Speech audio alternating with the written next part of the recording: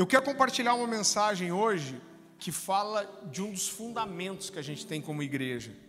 É uma compreensão muito importante de uma verdade bíblica, e você vai perceber que daqui até o fim do ano, a gente vai trazer várias mensagens falando sobre a presença de Deus. A presença de Deus, a gente tem cultivado isso, e a gente vai trazer frequentemente, eu não vou fazer uma série, mas frequentemente a gente vai trazer mensagens falando sobre isso. Então abra comigo lá em 1 Coríntios, capítulo 2, a partir do versículo 11. Pessoal que anda com a gente há mais tempo, já ouviu isso mais de uma vez, mas a gente quer que esse entendimento esteja bem fixado para toda a igreja. E a palavra do Senhor diz assim: porque qual dos homens sabe as coisas do homem, senão o seu próprio espírito que nele está? Assim também as coisas de Deus, ninguém as conhece, senão o Espírito de Deus. Ora, nós não temos recebido o Espírito do mundo, e sim o Espírito que vem de Deus, para que conheçamos o que por Deus nos foi dado gratuitamente. Disso também falamos, não em palavras ensinadas pela sabedoria humana, mas ensinadas pelo Espírito, conferindo coisas espirituais com espirituais. Ora, o homem natural não aceita as coisas do Espírito de Deus, porque lhes são loucura, e não pode entendê-las, porque elas se discernem espiritualmente. Queridos, eu não sei quantos de vocês já tiveram crise com isso, mas eu já falei isso várias vezes aqui. Minha mãe inculcou a palavra no meu coração. Eu recebi uma carga de Bíblia muito grande na minha infância, na minha adolescência, mas eu acho que foi ali mais ou menos com 16 anos que eu comecei a estudar a Bíblia por mim mesmo, e comecei a cavocar e estudar, e alguns livros que me chamavam a atenção, eu comecei a ler várias vezes, e eu lembro que uma das crises que veio ao meu coração foi ler o livro de Atos. E eu vi o livro de Atos e como Deus se movia, eu via o poder, eu via a libertação, eu via a cura, e eu entrei numa crise com isso.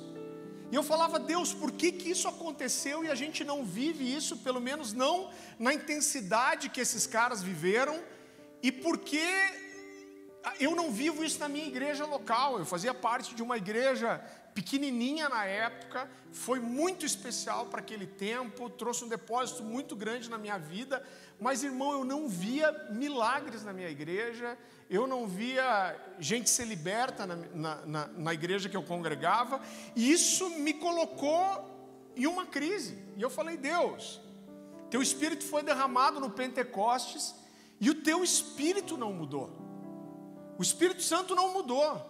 E eu falei: o que acontece? Por que a gente não vive essas coisas? E queridos, a resposta para mim veio muito fácil.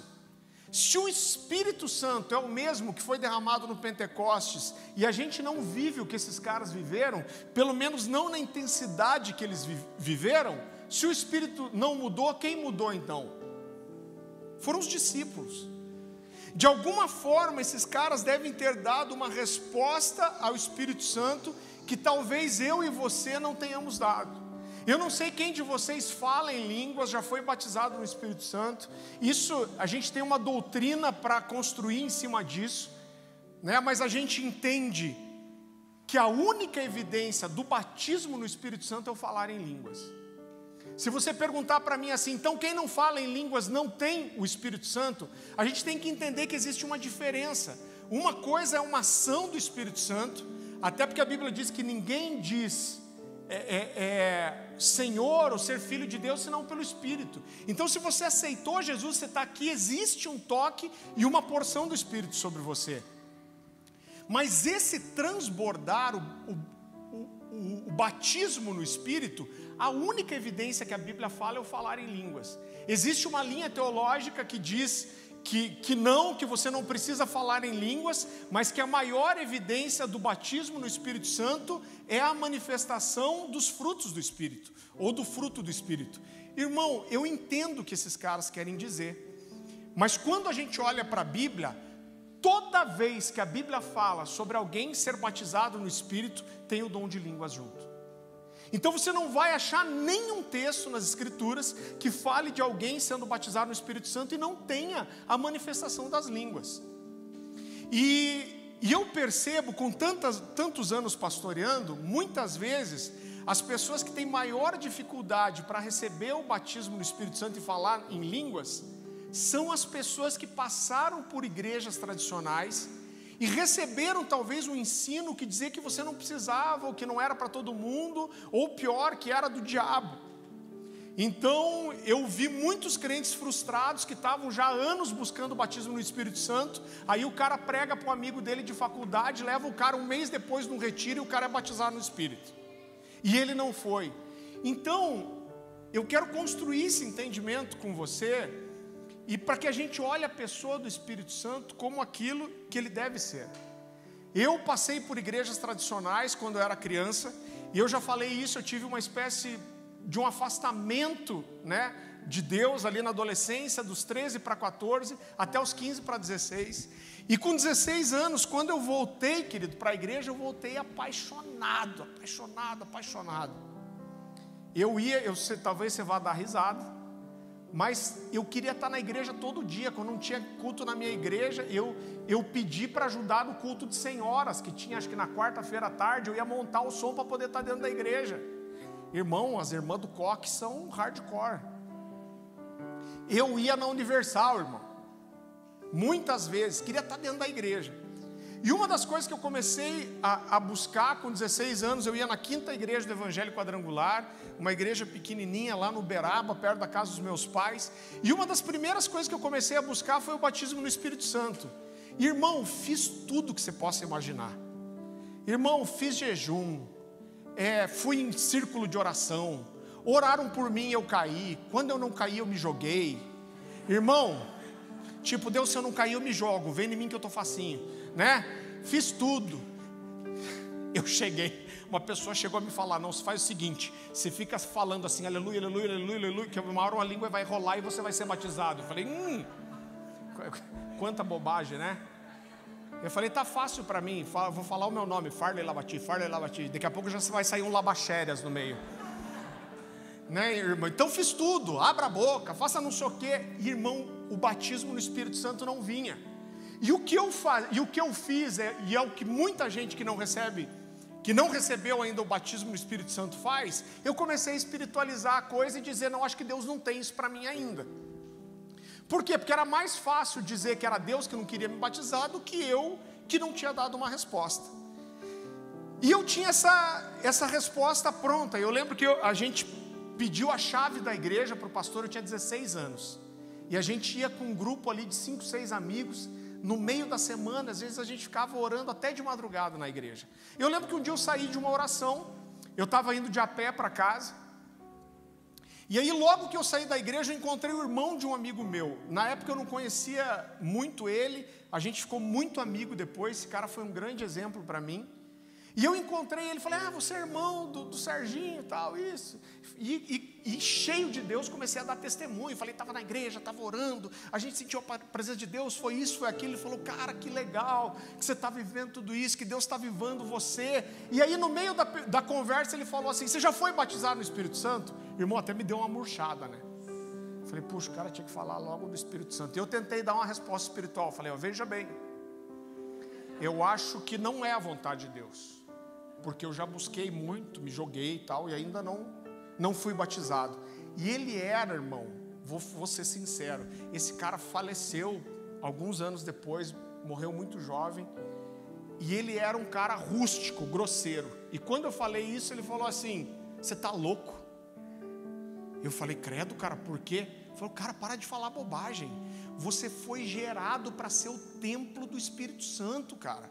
Jesus falou, eu tenho que ir para o Pai, porque se eu não for, o Espírito Santo não vai vir. Ele saiu da terra para o Espírito vir para encher você. Você vai dizer que não é a vontade de Deus. Você foi gerado para ser o templo do Espírito Santo. Então você dizer que você não sabe se Deus quer te batizar ou não, é você dizer que você não sabe se Deus quer estar em você. Eu falo, para de falar bobagem. Tem coisa que a gente tem que orar para saber a vontade de Deus, mas tem coisa que é explícito na Bíblia. E falou, para de falar bobagem, cara. Irmão, eu dei uma murchada, mas o cara mexeu com meus bril. Eu estava uns 3 quilômetros de casa, fui correndo para casa. Isso foi assim uns 20 e tantos quilos atrás, dava para correr. E aí eu lembro que eu cheguei em casa metendo louco já. Entrei dentro de casa, toda a minha família cristã, ninguém falava em línguas. E eu lembro que eu fui lá, fui nos discos de vinil do meu pai na época ainda. Já tinha o Espírito Santo na época. E aí fui lá, peguei, eu não vou nem falar o que era, irmão, mas era ruim, mas era a única coisa quase aceitável que tinha. Meti o discão no som, liguei e orei, entrei no meu quarto, eu tinha um quarto no sótão, e comecei a orar bicudo. Falei, Deus, o negócio é o seguinte, agora eu vou orar, agora que eu descobri que esse negócio é para mim, eu vou orar aqui, e eu não saio daqui até ser batizado no Espírito Santo. E comecei a orar, e eu orava e falava, eu não saio daqui enquanto eu não for batizado. Irmão, quando passou uma meia hora, eu estava assim, oh Deus, me batiza, Deus. Aí eu olhava no relógio, mas eu criava uma coragem de volta, falava, Deus, eu não saio daqui, não vou sair daqui até ser batizado no Espírito Santo. Aí eu pensava comigo, não, mas se ele não me batizar uma hora eu vou ter que sair, né? Mas eu estava tentando enganar Deus, falei, não sai daqui não, vou ficar aqui até ser batizado no Espírito Santo. Irmão, sei lá quantas horas que passaram, mas quando estava entrando a madrugada, eu fui batizado sozinho no meu quarto. Irmão, falei em línguas, chorei, cantei em línguas, mandei rajada de língua estranha, desci falando em línguas, e eu sei que é engraçado, mas a simplicidade da fé é uma coisa muito especial. Eu fui acho que quase até de manhã falando em línguas, e aí eu fui deitar para dormir e pensei, mas e se eu acordar de manhã e não falar mais? Aí levantei e comecei a falar de volta, falei, é melhor deixar o dia virar, né? Eu sei que é engraçado, mas eu tinha 16 anos, né, irmão? Agora eu pergunto para você, o Espírito Santo mudou aqui, naquele dia? É claro que o Espírito Santo não mudou, o Espírito Santo era o mesmo. Agora o que mudou, querido, foi a minha resposta à pessoa do Espírito Santo. E o que eu entendo, e é o meu objetivo com essa mensagem hoje, é que nós andamos em cima da revelação que nós temos. Eu estou construindo uma mensagem, uma série de mensagens que se chama Cultura da Glória. E querido, eu tenho aprendido, Deus está falando tanto comigo, e eu entendo que a forma que nós olhamos para a glória de Deus determina como que a gente vai andar em direção a ela. Então todos nós vamos andar em cima da revelação que nós temos, e a imagem que nós temos do Espírito Santo determina o tipo de relacionamento que nós vamos ter com Ele. Então, por exemplo, você nunca vai olhar na Bíblia, e eu sei, irmão, que tem gente que entra aqui na igreja e se assusta. Será que eu posso fazer isso? Alguém aí tem coragem de dizer, quando eu vim a primeira vez aqui e vi o fervo na adoração, eu fiquei meio assustado? Alguém consegue ser honesto e levantar a mão, não? Ninguém ficou assustado, irmão? Então nós estamos mal, eu quero assustar as pessoas. Mas quando a gente olha para as Escrituras, a gente não vê nenhuma vez Deus falando para que as manifestações espirituais fossem contidas, querido. Pelo contrário, a Bíblia está repleta de exemplos de pessoas que foram tocadas no seu espírito e manifestaram isso aonde? Na carne, ou seja, manifestaram isso exteriormente. Eu posso citar aqui vários exemplos. A Bíblia fala de Davi, que quando Davi estava levando a Arca da Aliança para Jerusalém, simbolizava a presença manifesta de Deus. A Bíblia fala que ele se despiu das suas vestes reais e veio dançando e cantando. A Bíblia fala eu não quero confundir o profeta. A Bíblia fala de Esdras, quando ele foi tocado, quebrantado, quando ele percebeu o pecado do povo. A Bíblia fala de ele rasgar as vestes, arrancar a barba, arrancar o cabelo. Ele foi tocado por um quebrantamento, um convencimento do Espírito Santo, e ele rasgou suas vestes. A Bíblia fala que Jesus ofereceu com agonia, com súplica, quando ele estava a ponto de ser crucificado. Então a gente tem muitos exemplos de pessoas que foram tocadas por Deus e manifestaram isso de forma externa. Agora, muitas vezes, querido, nós temos dificuldade de aceitar algumas coisas. Você sabe que há 11 anos eu viajo, e glória a Deus por isso, porque eu ando em todos os ambientes. Porque eu vou em comunidade, eu vou numas igrejas muito loucas, irmão. Eu estou lembrando umas cenas aqui. Eu já vi tanta loucura em cima do púlpito que você fala, mano, o crente é um bicho louco mesmo. E já fui em cultos extremamente tradicionais. Eu já entrei em igrejas que quando eu comecei a colocar os livros para vender, o pessoal falou, esse falar em línguas aqui, a gente não queria que você vendesse, porque a gente não acredita nisso. Irmão, eu vou servir essas igrejas na medida que eles aceitam ser servidos. Mas o que eu percebo é que muitas vezes a gente cria, querido, algumas coisas e a gente limita Deus dentro da nossa experiência. A igreja inventou uma expressão que é mais ou menos assim: você na verdade é religioso, mas você consegue dar um ar de espiritualidade à coisa. Sabe quando você olha para alguma coisa e fala assim, não sinto paz? Parece muito espiritual. Parece que você está tendo um filtro espiritual, mas muitas vezes isso é apenas religiosidade. Agora eu quero dizer para você, e presta atenção no que eu vou te falar. Quando você cria um ambiente intencionalmente de liberdade no espírito, coisas esquisitas vão acontecer. Acontece, irmão. O negócio fica estranho às vezes. Agora a pergunta que sempre me fazem, beleza. Agora você acha que nesses ambientes, quando você provoca para o Espírito Santo ter liberdade, você não acha que acontecem manifestações na carne? E eu vou dizer para você, eu não tenho dúvida nenhuma que manifestações na carne acontecem. Você gera um ambiente, a gente teve uma situação aqui, a gente teve situações de pessoas se levantarem aqui no final de uma reunião, começarem a falar em línguas e eu sempre paro para discernir, e a pessoa começou a liberar uma palavra profética, eu falei, cara, é de Deus. E teve situações em que começaram a falar, e eu quero ter o coração humilde para tentar discernir. Eu falo, Deus, me mostra se é teu ou não. E eu falei, cara, isso não é de Deus. O que você faz? Você fala mais alto no microfone, aleluia, vamos continuar então. Agora o problema é que muitas vezes a igreja teve tanto medo da manifestação do Espírito, ou das manifestações da carne, melhor, que eles cortaram a manifestação do Espírito junto. A impressão que eu tenho, às vezes olhando para a igreja, querido, é que de tanto meio, de ter o joio no meio do trigo, a gente parou de plantar trigo. Então não, quando você dá liberdade para o Espírito, acontece manifestação na carne. Então pronto, o Espírito não pode ter liberdade. Irmão, que troço mais tolo. Agora, querido, quando eu olho para a Bíblia, e quando eu olho para a igreja, você vai entender aonde eu quero chegar. Eu particularmente tenho mais dificuldade com as pessoas que têm resistência para uma manifestação diferente do Espírito e não conseguem aceitar isso, do que com as pessoas que às vezes têm um coração sincero, desejoso por experimentar alguma coisa em Deus, mas por terem um conhecimento, experiência, maturidade limitada, acabam fazendo coisas na carne. Então, existe um texto que exemplifica muito bem isso, e eu percebo que na igreja existem sempre dois tipos de pessoa. A Bíblia fala que quando Davi assume o reinado, uma das primeiras coisas que ele quer fazer é buscar a arca que havia sido roubada e trazer ela de volta para Jerusalém. Querido, a arca da aliança, ela simbolizava o quê? A presença manifesta de Deus.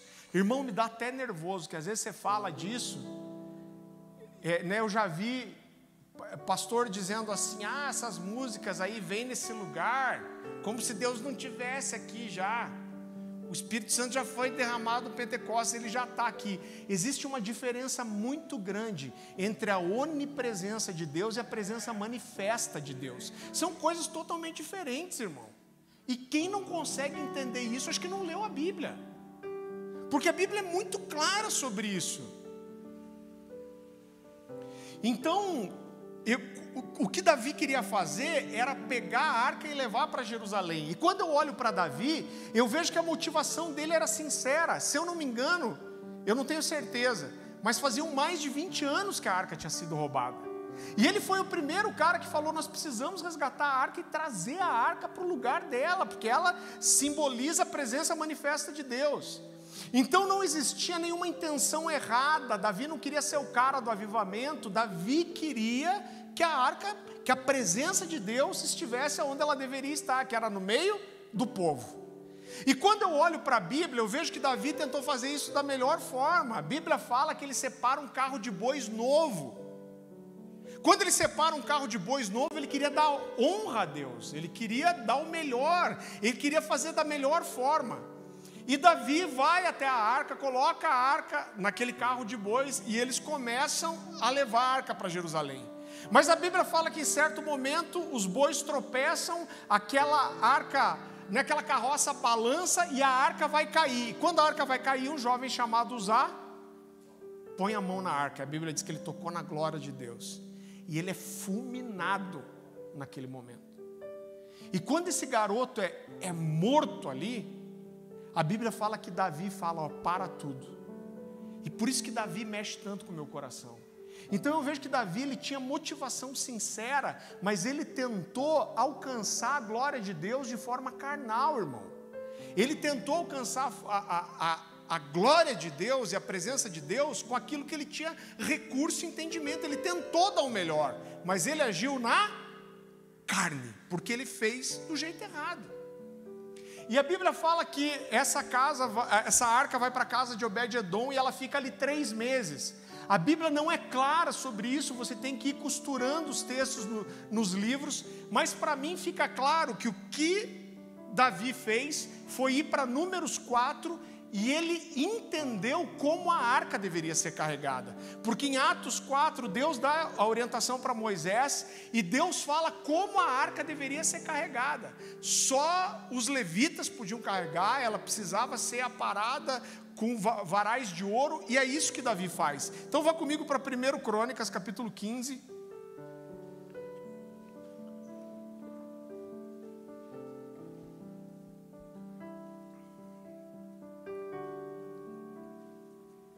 Primeiro livro de Crônicas, capítulo 15, a partir do versículo 2.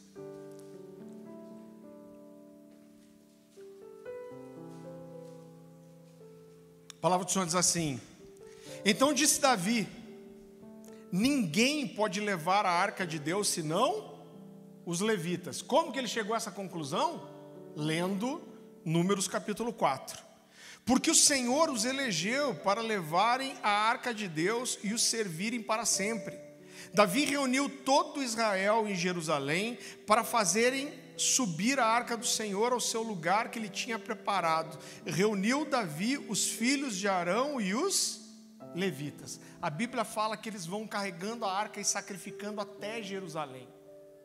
E quando ele chega, ele faz uma grande festa. É aí que a Bíblia fala que ele tira as suas vestes reais, ele dança e salta com todas as suas forças em torno da arca. Então o primeiro tipo de pessoas que a gente encontra na igreja são as pessoas como Davi. São as pessoas que às vezes a motivação é sincera, o desejo de alcançar a glória de Deus, de experimentar a presença manifesta de Deus, eles são sinceros. Mas às vezes por não conhecer as Escrituras, por não ter a experiência certa, essas pessoas acabam agindo na carne. Mas quando elas agem na carne e a motivação é sincera, o que Deus faz? Deus vem aparando a aresta, irmão. E foi o que Deus fez com Davi. Ele aparou as arestas, levou Davi para as Escrituras e com a revelação das Escrituras ele entendeu como deveria buscar a presença de Deus. Agora depois disso é que entra o segundo tipo de pessoas. A Bíblia fala que quando Davi está entrando em Jerusalém, toda a cidade para receber a arca, irmão. E as pessoas vão e elas celebram, elas festejam, mas tem uma pessoa que não vai. Quem? A esposa de Davi, chamada Mical. A Bíblia fala que ela fica da janela do palácio, olhando o que está acontecendo. Então a primeira coisa, esse tipo de pessoas normalmente não estão onde a coisa está acontecendo, mas elas estão de fora olhando, apontando o dedo e dizendo como deveria ser feito. Isso tem só nas outras igrejas, né? Que não vai ter, em nome de Jesus. Mas sempre tem isso, tem a pessoa que não põe a mão na massa, que não se envolve, que não se compromete, que não está onde a coisa está acontecendo, mas está de fora apontando o dedo e dizendo como deveria ser feito. E a Bíblia fala que Mical olha para Davi, e a Bíblia diz que ela desprezou Davi no seu coração. Ela desprezou, ela era politicamente correta, e ela olha e ela fala: como que pode esse cara que é o rei se despir das suas vestes reais? E ela usa uma expressão mais ou menos assim: ficar como um vagabundo dançando no meio dos plebeus, dos servos. Que coração de religioso, né, irmão? Fala a verdade. Mas aí o que acontece? A Bíblia fala que quando Davi chega cheio de alegria, ele vai encontrar sua família. E olha o que acontece, vai comigo para 2 Samuel capítulo 6, versículo 20.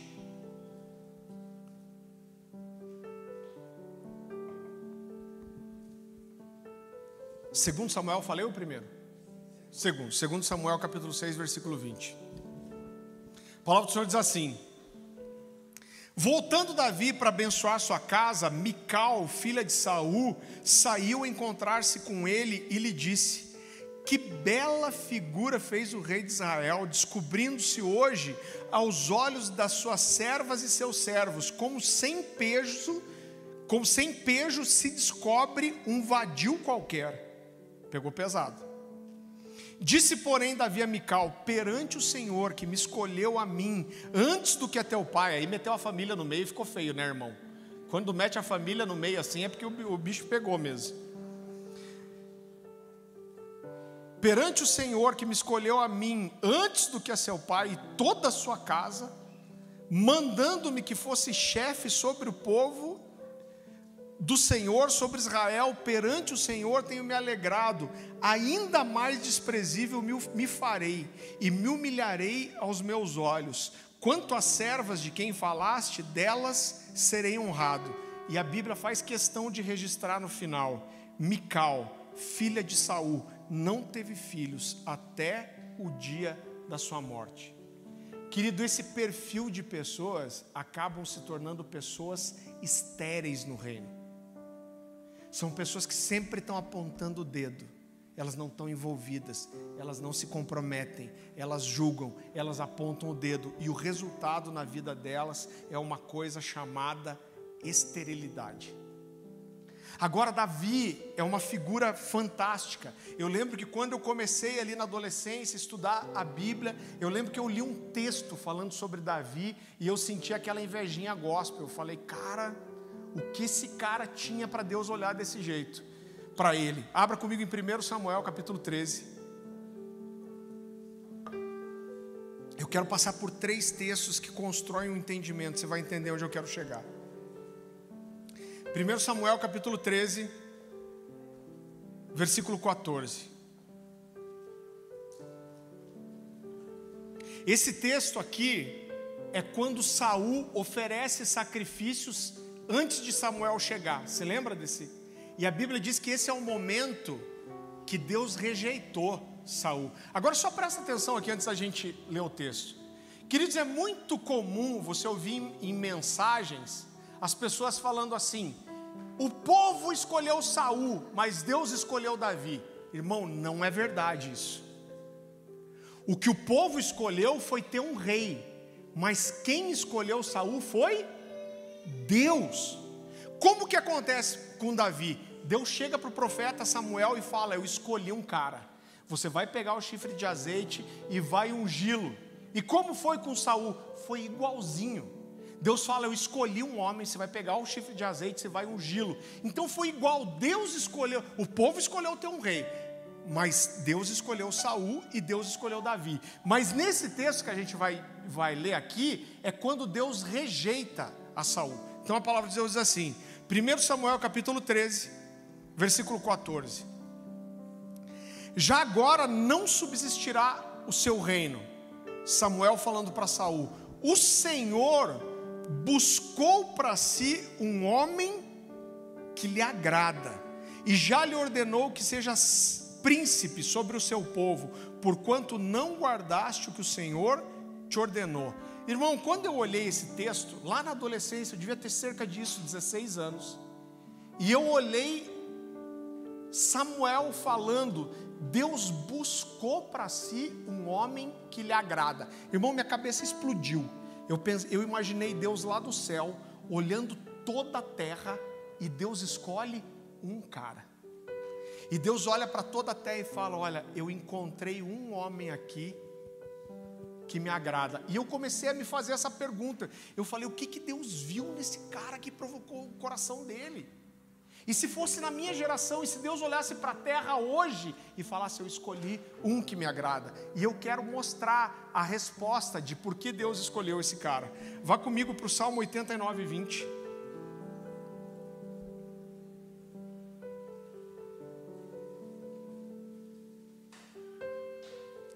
Desculpa, vá comigo primeiro para 2 Crônicas, capítulo 16, versículo 9.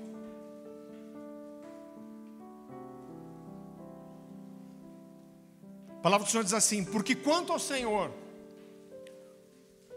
2 Crônicas, capítulo 16, versículo 9. Irmão, que orgulho de vocês, tudo com Bíblia de papel. A gente é uma igreja vintage. Tá bonito.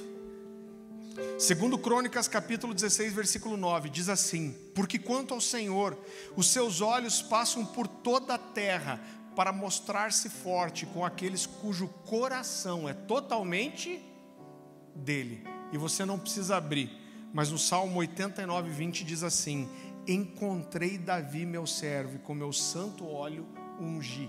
Deus encontrou em Davi um cara que tinha o coração totalmente voltado para ele.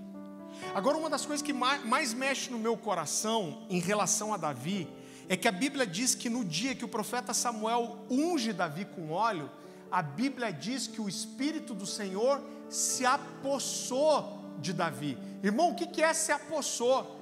A Bíblia está dizendo que o Espírito do Senhor possuiu Davi. É isso mesmo? Vá comigo lá para 1 Samuel, capítulo 16, versículo 13.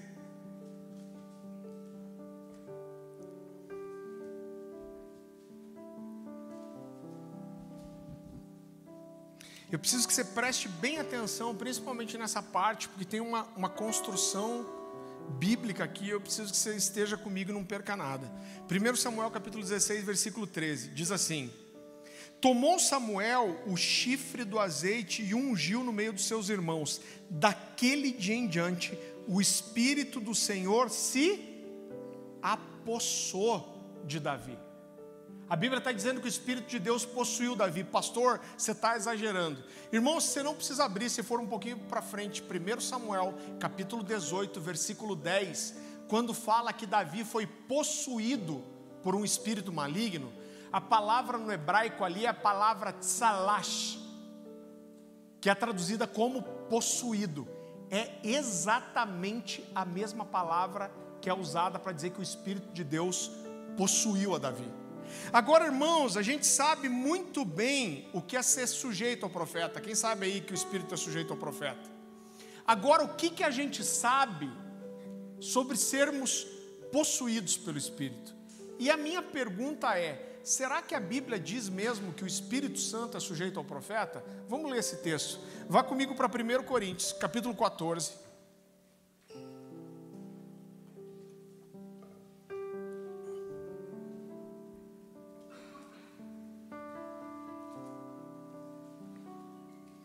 Versículo 32. A palavra do Senhor diz assim: os Espíritos. Então a primeira coisa, note comigo que é no plural, não é o Espírito, mas é os Espíritos. É Espíritos com letra minúscula, e o texto continua dizendo: os Espíritos dos profetas estão sujeitos aos próprios profetas. Irmão, e eu quero dizer para você que esse texto nunca se referiu ao Espírito Santo, mas esse texto está falando do Espírito do homem. Tá, pastor, qual que é a diferença? O que esse texto está dizendo é que quando alguém levanta no meio de um culto e começa, vamos falar um exemplo simples de bagunça aqui. No meio da pregação, alguém levanta e começa a dar uma profecia que não tem nem pé nem cabeça. Isso não significa que o Espírito Santo está sendo mal controlado. Isso significa que essa pessoa não está controlando o seu próprio espírito. Isso não tem nada a ver com o Espírito de Deus. Agora eu quero te dizer algo que Deus me falou uma vez, e você vai entender. Quando o Senhor me mostrou isso, irmão, eu entrei em choque. Vem aqui, Diego. Eu ia chamar o Botinho, porque a Bíblia diz que o Espírito fica no ventre, e ele tem muito espaço para abrigar o Espírito. Mas eu vou chamar você porque você está mais luminoso hoje. Obrigado. Fica aí. Então imagina que a gente está aqui antes do culto, a gente está orando, o Espírito Santo vem. Espírito Santo, a gente quer que você tenha liberdade no nosso meio, a gente quer que você esteja aqui, Espírito Santo vem nesse lugar, e de repente quando a gente olha, quem chega? O Espírito Santo, descolado. E aí eu falo, Espírito Santo, que bom que você veio aqui, Espírito Santo, a gente queria tanto que você viesse, a gente quer que você tenha liberdade. Espírito Santo, a gente está muito feliz que você vem aqui. Mas só chega aqui um pouco, deixa eu te falar uma coisa. Espírito Santo, eu não quero que você leve a mal. A gente quer que você fique livre.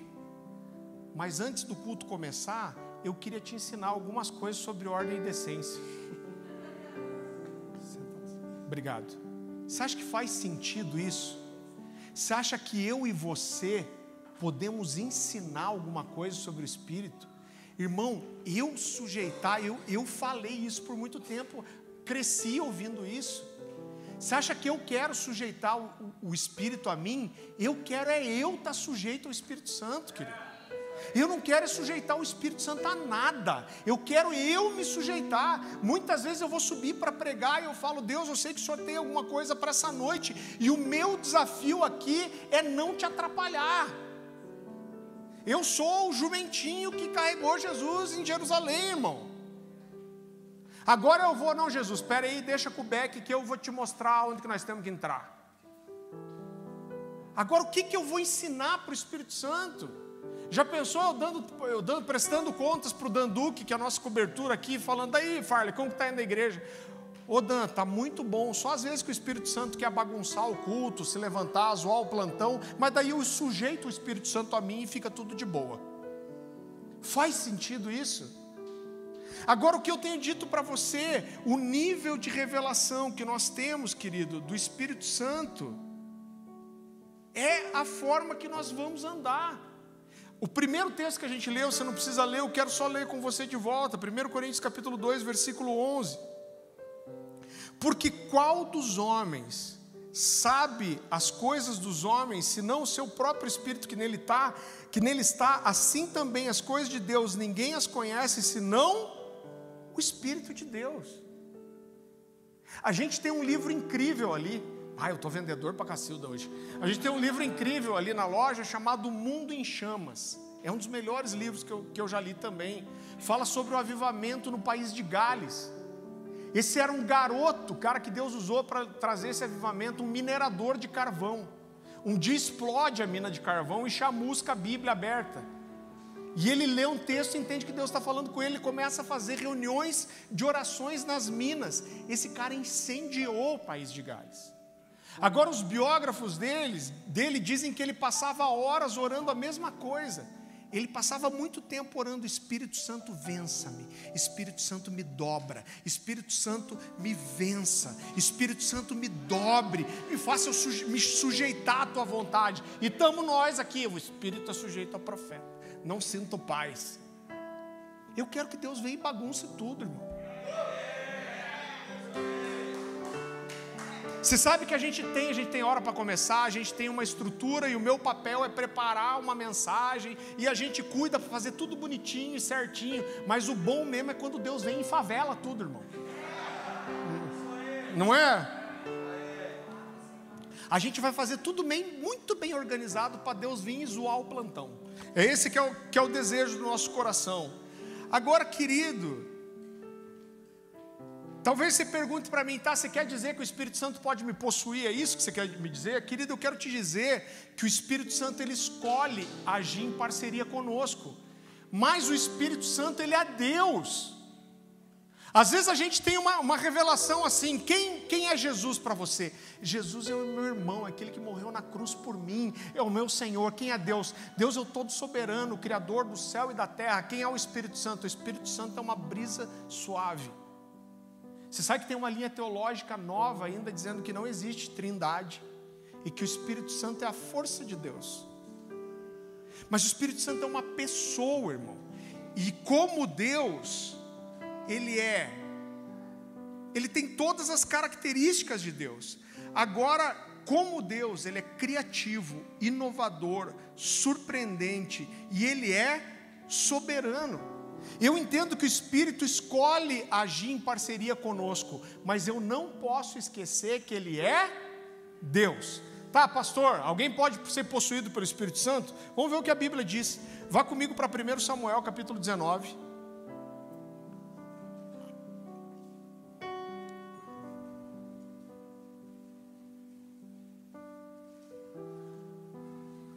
Primeiro Samuel, capítulo 19, versículo 18. Abre sua Bíblia aí, sua Bíblia vintage, e olha aqui para mim. Querido, qual é esse momento?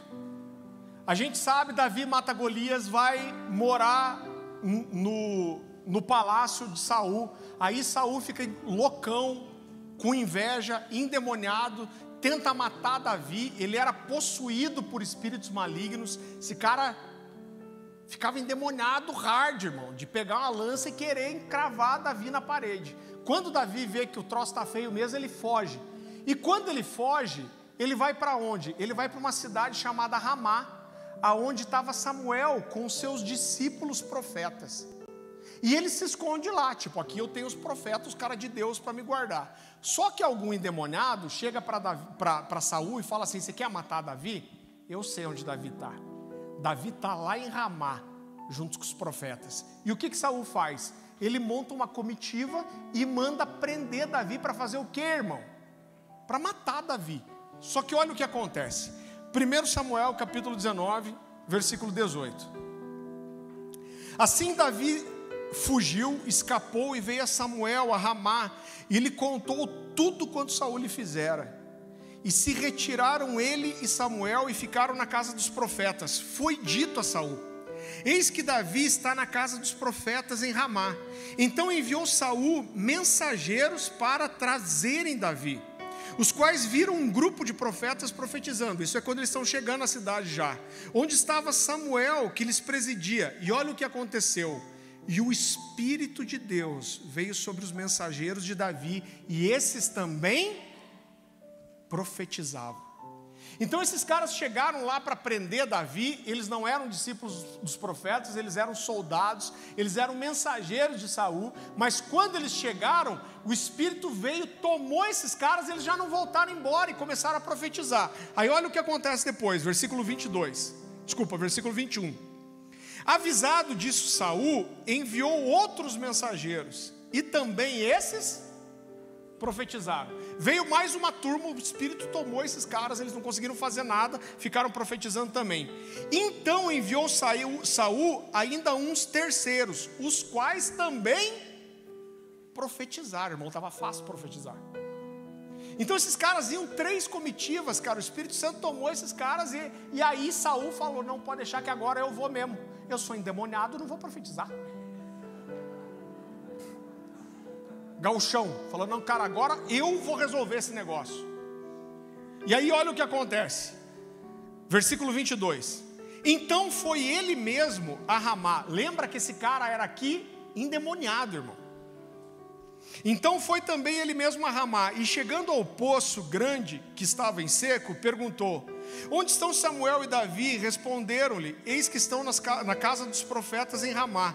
Então foi para a casa dos profetas em Ramá, e o mesmo Espírito de Deus veio sobre ele, que caminhando profetizava até chegar à casa dos profetas em Ramá.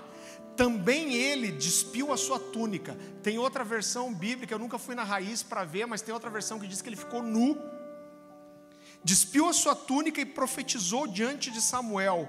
E ele esteve deitado em terra todo aquele dia e toda aquela noite. Pelo que se diz, está também Saul entre os profetas. Irmão, eu quero dizer para você que esse aqui é o Espírito Santo que eu creio. Esse aqui é o Espírito Santo que vem, que regaça tudo, irmão. É o Espírito Santo que é Deus. Agora, muitas vezes nós queremos colocar Deus dentro de uma caixinha de sapato. Qual é essa caixa de sapato? Normalmente, ela é do tamanho da nossa experiência. Você pega a experiência que você teve com Deus e fala assim, Deus é desse tamanho aqui. Não, eu não experimentei isso, então eu não sinto paz, não deve ser de Deus. Mas, querido, eu quero dizer para você que Deus, ele só não age de forma contrária à sua palavra. O Espírito e a palavra concordam, mas fora isso ele é criativo, ele é inovador, ele é surpreendente. E Deus faz coisas que nós não entendemos e não nos programamos. E essa cultura, querido, da expectativa de que o Espírito venha e faça algo que nós não podemos fazer, tem algo que tem que ser algo vivo no nosso coração. Mas para isso a gente precisa ter esse entendimento e estar aberto a isso.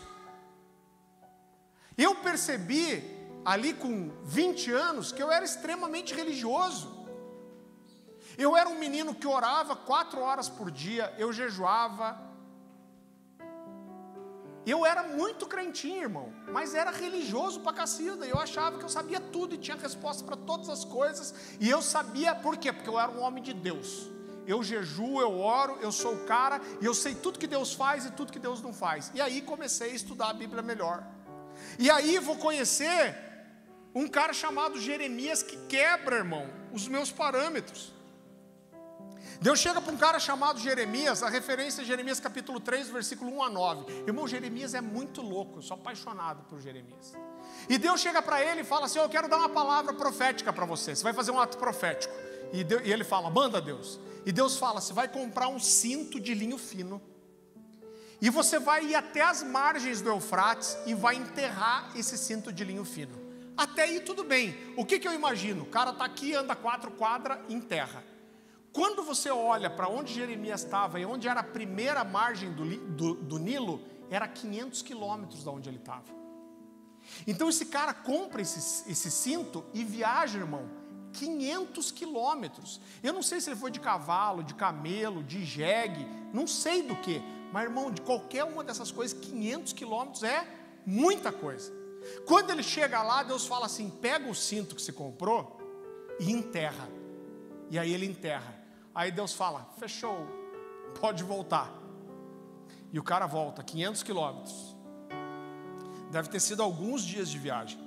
E aí ele está lá um dia feliz e contente, cuidando da sua vida, orando, fazendo devocional, lendo o livro que eu recomendei. E de repente Deus chama ele, fala, Jeremias. Eu imagino Jeremias assim, meu Deus de misericórdia, tomara que ele não fale nada do cinto. E Deus fala para ele, ô Jeremias, lembra do cinto? Ele fala, lembro, Deus. Ele fala, pode ir lá desenterrar. E esse cara roda mais 500 quilômetros e desenterra. E quando ele desenterra o cinto, Deus fala para ele, assim como esse cinto de linho fino apodreceu, eu vou fazer perecer o orgulho, a soberba de Judá. Agora, que bonito. Mas eu olho para isso e fico pensando, mano, Deus é muito louco, por que não mandou o cara enterrar no quintal o cinto? Se fosse comigo, eu ia ficar chateado, irmão.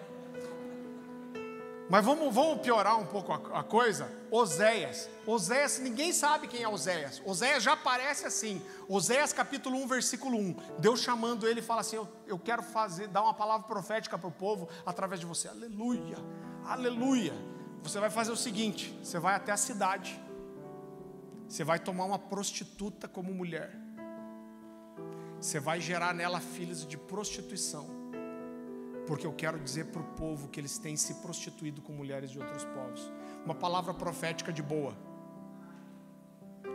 Irmão, imagina isso. Eu sei que tem igreja que tem... A gente tem tanta gente boa aqui. Tem umas igrejas que tem até pastor solteiro. A gente não estabelece, mas tem igreja que tem. Eu fico imaginando isso numa igreja hoje. Aquele cara assim, seminarista, limpinho, bonitinho, tênis branco.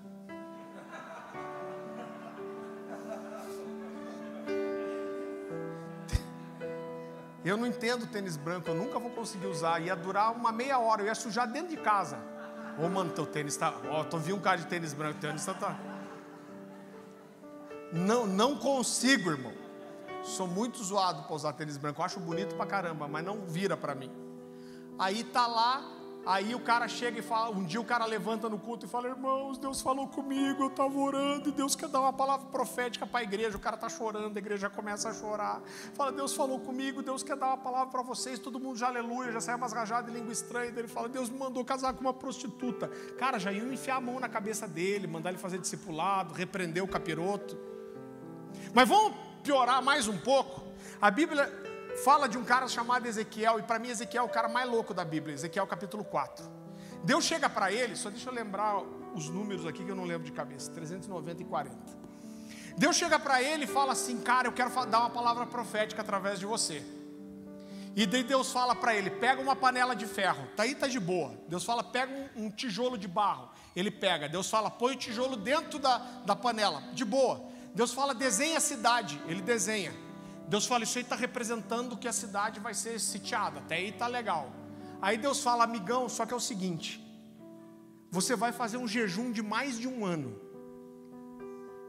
E durante esse jejum, você só vai comer pão e água. Mas tem mais uma coisa. Durante esse jejum de mais de um ano, você vai dormir do lado dessa panela. Só que você vai dormir 300... Irmão, tá lá, irmão. Às vezes eu prego isso, a galera fala: está na Bíblia mesmo, está lá, capítulo 4. Deus fala assim: você vai dormir 390 dias do seu lado esquerdo e 40 dias do seu lado direito. Sabe o que significa isso na numerologia bíblica? Não faço a mínima ideia.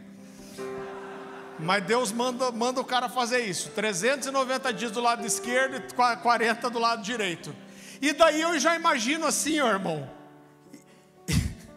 Irmão, é muito louco. Imagina Ezequiel pensando: mano, eu só durmo de bruço. E se eu virar... Aí Deus já responde antes dele perguntar. E Deus fala assim: Ezequiel, o negócio fica de boa, fica tranquilo, porque durante a noite, quando você dormir, eu vou vir amarrar você para você não virar. Irmão, olha esse texto. E Deus fala: só tem mais um porémzinho. Você vai poder comer uma medida de pão e tomar uma medida de água por dia. Só que esse pão você vai assar em fezes humanas. E você ainda vai assar lá fora da tua casa. Eu imagino que é para todo mundo ver o que ele estava fazendo. E só que Ezequiel era descolado. Aí Deus fala isso, eu imagino ele começando a chorar, falando: puxa, Deus, mas a vida inteira eu fui tão bonzinho, limpinho, eu uso tênis branco também, Deus, e eu nunca comi nada impuro, Deus, dá uma aliviada aí. Aí Deus fala: ah, então tá bom, então pode assar nas fezes de vaca mesmo. Irmão, quando eu li isso, eu falei: cara, eu sou muito burro para tentar colocar Deus numa caixa. O que eu quero limitar Deus? Quando eu olho para a Bíblia, eu vejo que Deus é surpreendente. Normalmente quando eu prego essa mensagem, alguém fala assim: não, mas é que você está falando isso é a realidade do Antigo Testamento. No Novo Testamento não é assim. Lucas capítulo 1, 39 a 44. A Bíblia fala que Isabel estava grávida de João Batista e vai visitar Maria, que estava grávida de Jesus. A Bíblia diz que quando ela entra na casa, o bebê pula no seu ventre e ele é possuído pelo Espírito Santo. E naquela hora ela tem a revelação de que o bebê que Maria esperava era o Messias. Irmão! Não, pastor, mas isso aí era antes de Jesus. Depois de Jesus não tem. Queridos, a Bíblia fala lá em João capítulo 11, versículo 49 ao 52. A Bíblia fala que as principais autoridades de Israel se reúnem para decidir matar Jesus. E eles falam: esse cara está fazendo isso, esse cara está fazendo aquilo. E ali os principais sacerdotes, Anás, Caifás, eles se juntam e eles dizem assim: mesmo sendo corrompidos, quais eram as maiores autoridades de Israel estabelecidas por Deus? Era o sumo sacerdote. Ele tinha uma autoridade que foi delegada por Deus na função. E a Bíblia diz que eles se reúnem, discutem sobre Jesus e depois um fala assim: vamos matá-lo, porque é melhor que um morra para que todos sejam salvos. E a Bíblia diz que, sem ele saber, o Espírito Santo usou esse cara como um profeta para profetizar a morte salvadora de Jesus. Pastor, mas isso é antes da morte de Jesus. Irmão, a Bíblia fala em Atos capítulo 8, versículo 40, que um diácono da igreja chamado Felipe prega para um eunuco, e a Bíblia fala que ele vai batizar esse eunuco. Você conhece a história? E a Bíblia diz que ele mergulha aquele homem. Quando ele tira aquele homem da água, o Espírito do Senhor o toma e o arranca daquele lugar e o leva para outra cidade chamada Azoto. Ele não pediu, ele não falou: Deus, vem em mim que eu estou facinho, Deus, estou com preguiça de andar. O Espírito Santo simplesmente veio, arrancou esse cara de onde ele estava e pôs onde ele queria. Eu acredito que a gente vai viver essas coisas nos últimos dias. Cara, eu acredito. E é esse Espírito Santo que eu busco, é essa liberdade que eu quero, é esse movimento, querido, do Espírito que eu espero. Agora, qual é a resposta que a gente tem dado ao Espírito Santo? Então, irmão, são poucas coisas que eu me preocupo. Farley, se quer que a igreja cresça, eu quero, irmão. Mas eu quero que a igreja cresça em primeiro lugar da presença de Deus. Eu prefiro, querido, uma igreja com poucas pessoas cheias de Deus do que com muitas pessoas cheias de nada. E nós queremos sempre gerar esse ambiente, nós queremos que o Espírito Santo tenha liberdade. Então por que eu estou trazendo esse ensino para você? Vez após outra, a gente vai ver a manifestação da carne aqui. E o que a gente vai fazer? Vai corrigir, irmão. Vai aparar esta, vai falar: cara, segura um pouco. Às vezes a pessoa está ali. Às vezes a gente já viu isso, chacoalhando os braços, quase machucando o outro. A gente chega, abraça, ora com a pessoa, mas nós não podemos ter medo do Espírito Santo. Isso vai ser intencional. Nós vamos ensinar sobre a manifestação da presença de Deus. Nós queremos isso, nós queremos os dons espirituais, nós queremos os dons espirituais se manifestando nas células. A gente está tão feliz que vai ter agora a multiplicação de célula. Irmão, a célula assim, ó, tem hora para começar, tem hora para acabar. Por quê? Porque tem visitante. Mas a orientação que a gente dá para o líder é: cara, deu uma hora, você encerra a célula. Mas Deus está movendo, fala: ó, estão abençoados, quem quiser ir embora pode ir, a gente vai ficar orando aqui. E nós vamos deixar o pau fechar, irmão. Nós vamos ser intencionais nisso. Nós queremos a manifestação sobrenatural. Eu preguei aqui outro dia, eu falei: a gente não pode pregar fé e não manifestar os sinais que seguirão aqueles que creem, irmão. É vergonhoso eu pregar de fé e não ter os sinais que Deus fala: se for um homem de fé, esse sinal vai seguir você. Não sou nem eu que tenho que ir atrás. Deus está falando: você vai ter fé, então esses sinais vão atrás de você. Nós precisamos palavra profética, palavra de conhecimento, cura, manifestação sobrenatural. Nós queremos o Espírito de Deus, nós queremos liberdade, nós queremos os dons espirituais, nós queremos a unção profética, nós queremos a liberdade no Espírito. Por quê? Porque o Espírito é Deus, irmão. Nós queremos o peso da glória de Deus. Eu costumo dizer, a gente pode ter aqui tudo organizadinho, cheiroso. A Dani queria até pôr aquele cheirinho de palito pela igreja. Eu falei: vá, de boa, os 250 resolve. Nós queremos deixar um ambiente gostoso. Você passa no corredor ali, você sente um cheirinho da sala de amamentação, tá bom, né, irmão? Então a gente quer preparar um ambiente gostoso. Mas, irmão, acima de tudo, nós queremos que quando alguém entrar aqui, sinta a presença de Deus. Ontem a gente atendeu um casal de amigos que veio aqui pela primeira vez. São amigos de muitos anos. E ela chegou para mim, ela veio no culto ontem aqui com a Luísa Hayashi. Quem não pôde vir, irmão, perdeu. Inclusive eu, que estava pregando fora. Mas todo mundo disse que foi muito bom, não foi, gente? E ela falou assim: Farley, que igreja linda. Que lugar maravilhoso. Mas o que mais me marcou foi que quando eu entrei aqui, eu senti muito forte a presença de Deus. Ela falou isso, já começou a escorrer lágrima. E já embargou a voz. Ela falou: não vou conseguir falar, porque eu vou me emocionar. Irmão, a gente pode botar ar-condicionado, botar cheirinho, botar isso, botar aquilo, botar telão de LED. Irmão, se a presença de Deus não convencer as pessoas, nada vai convencer. Eu não sirvo para ser pastor de uma igreja bonita, irmão. Eu preciso ser pastor de uma igreja onde Deus está. E na igreja que que Deus me chamou para servi-lo, Deus vai vir todo dia. Deus vai estar em toda reunião.